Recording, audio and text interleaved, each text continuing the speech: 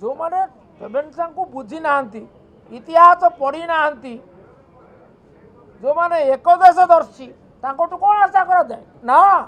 पढ़ंतु मोर तांको परामर्श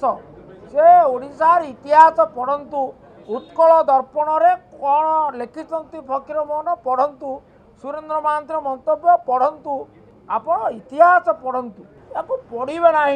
ओडिया अस्मितार संज्ञा बुझे ना ध्वनि रे अस्मिता रक्षा पाए ना अस्मिता रक्षा गोटे मानसिकता दरकार वितर्कर आह्वान कले माननीय मंत्री तेणु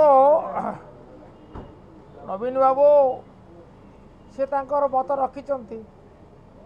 एते प्रतिक्रियाशील हबार कौन दरकार अच्छी आपण भिन्न मत को शुणवे आपण आपण मत देवे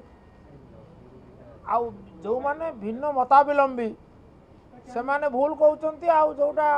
आमे कहवा ता ठीक अच्छे ये धारणा तो ठीक नहीं श्रीयुक्त मिश्र जड़े अभिज्ञ राजनेता छाड़ा था अनुभूति संपन्न प्रतिनिधि तेणु सी एत प्रतिक्रियाशील कहबार कौन जुक्ति थी मु अनुभव करूना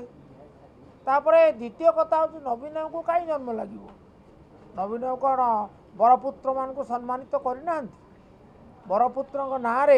से अनुष्ठान गुड़ी को नामित करना आमर भुवनेश्वर जोटा हूँ बस स्टाण से क्या ना नामित कर डॉक्टर आंबेडकर ना नामित कराई किए कर नवीन बाबू कर गंगाधर मेहर नाम करना पार्वती गिरी नाम करना जो माने बरपुत्र से चिन्हिंट से अनुशीलन कर सम्मान देवाई सरकार रे अनेक निष्पत्ति नहीं से आज ओडिशावासी सम्मानास्पद हो रही एक बुझा दरकार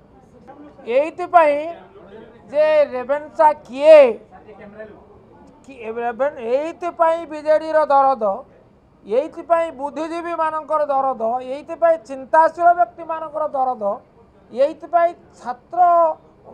छात्र महल रे दरद जे से माने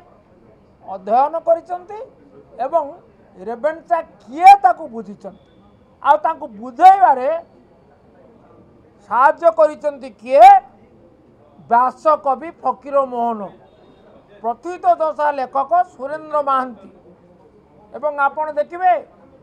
गत काली आमर बुद्ध विहार ठारे जोटा महोदधि भवन जो करा जाइछि इंटेलेक्चुअल फोरम तरफ आपण शुणिथे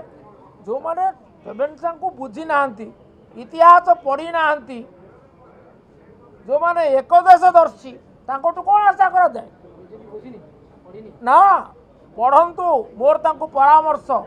से ओडिशार इतिहास पढ़ंतु उत्कल दर्पण रे कौन लिखिं फकीर मोहन पढ़ंतु सुरेंद्र महांतर मंतव्य पढ़ंतु आपण इतिहास पढ़ंतु जे ओडिया भाषा रे कथा कहवा को भल पाए जहाँ को जो एकाधिक अनुष्ठान संभव एवं तांको नाम से नामित करना सी गला परे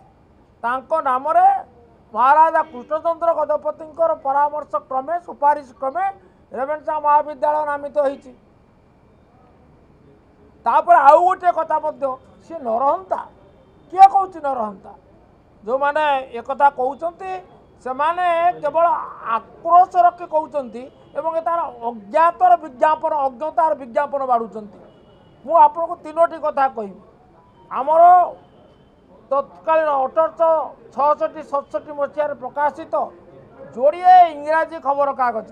जार आंतर्जातिक ख्याति अच्छी द स्पेक्टाटर आउ गोटे है टाइम्स से माने कौन लिखिले से माने कहले राजस्व परिषद दायी 1866 नौ दुर्भिक्ष ओडिशा रे एवं से माने कहले ये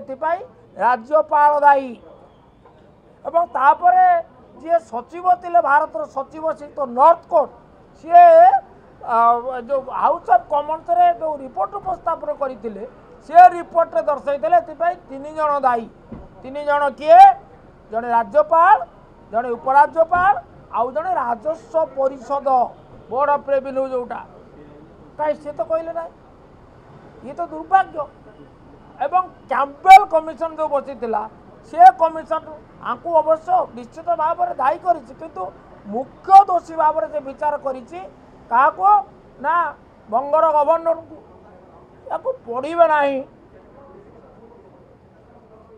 ओडिया अस्मितार संज्ञा बुझे ना ध्वनि रे अस्मिता रक्षा पाए ना